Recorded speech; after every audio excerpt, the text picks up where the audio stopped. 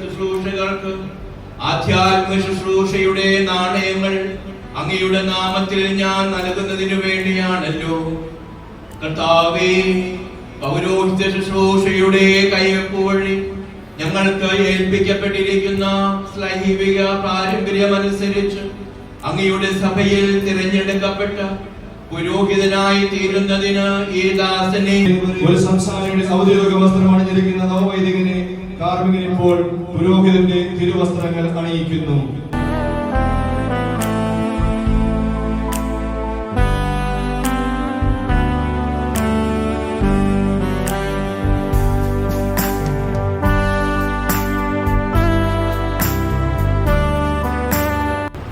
തിരുസഭയിൽ പൗരോഹിത്യ നിർവഹണത്തിനായി അൽഫോൻസ് നെറ്റനാനിക്കൽ പിതാവിന്റെയും പുത്രന്റെയും പരിശുദ്ധാത്മാവിന്റെയും നാമത്തിൽ എന്നേക്കുമായി വേർതിരിക്കപ്പെടുകയും വിശുദ്ധീകരിക്കപ്പെടുകയും പവിത്രീകരിക്കപ്പെടുകയും പരിപൂർണനാക്കപ്പെടുകയും ചെയ്തിരിക്കുന്നു.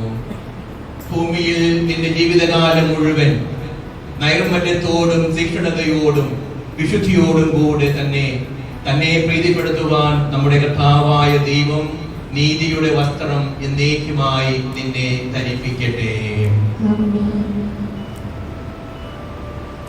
ദൈവവചനം പ്രസംഗിക്കുവാനും പഠിപ്പിക്കുവാനും അധികാരപ്പെടുത്തുന്നതാണ് പൗരോഹിത്യം.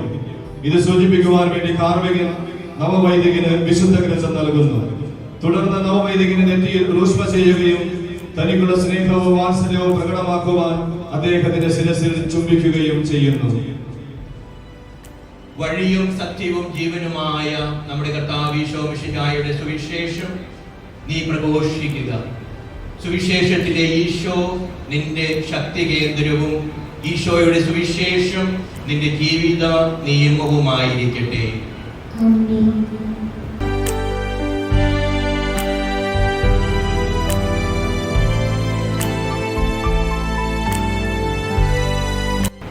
തിരുസഭയിൽ പൗരോഹിത്യ നിർവഹണത്തിനായി അൽഫോൻസ് നെറ്റനാനിക്കൽ പിതാവിന്റെയും പുത്രന്റെയും പരിശുദ്ധാത്മാവിന്റെയും നാമത്തിൽ എന്നേക്കുമായി വേർതിരിക്കപ്പെടുകയും വിശുദ്ധീകരിക്കപ്പെടുകയും പവിത്രീകരിക്കപ്പെടുകയും പരിപൂർണനാക്കപ്പെടുകയും ചെയ്തിരിക്കുന്നു.